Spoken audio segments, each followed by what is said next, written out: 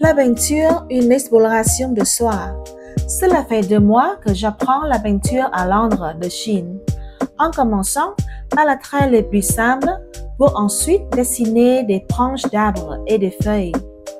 Chaque fois que je pose le pinceau, je sens que Londres emporte avec elle mon état d'esprit, parfois précipité, parfois maladroit et parfois détendu.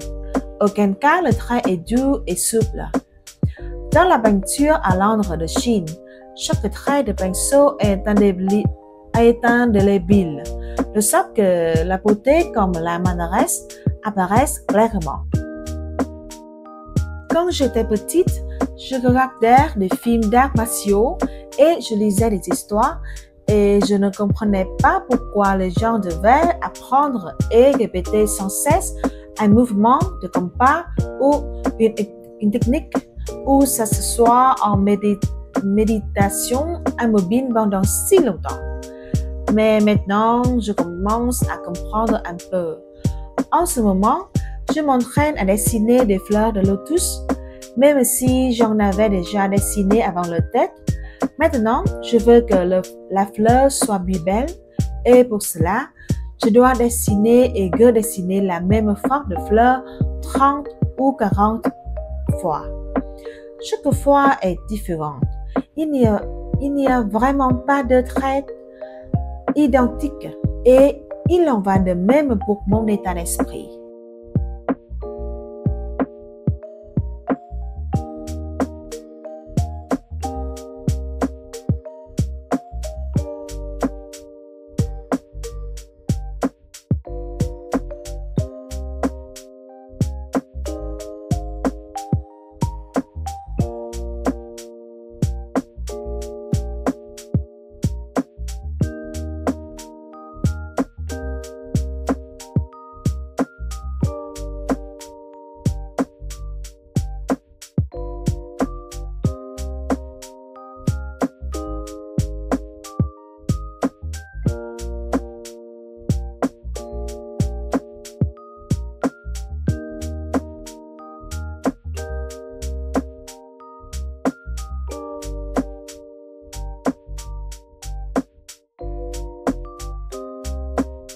Lorsque je dessine les 10 premières fleurs, ma main commence à se raidir parce que je sens que le dessin n'est pas encore parfait. Alors, mon esprit vacille et je n'ose dessiner que de petites formes. Mais, en arrivant à la 15e ou 6e fleur, j'oublie peu à peu mon état d'esprit et je ne fais que regarder en profondeur la forme de la fleur pour m'imprégner de son allure, de la façon dont le réceptacle, les pétales sont agencés. C'est vraiment agréable. Je suis fascinée de m'observer ainsi. Et lorsque je lève les yeux, je constate que la fleur apparaît peu à peu de la bonne manière. Et c'est déjà la 31e fleur.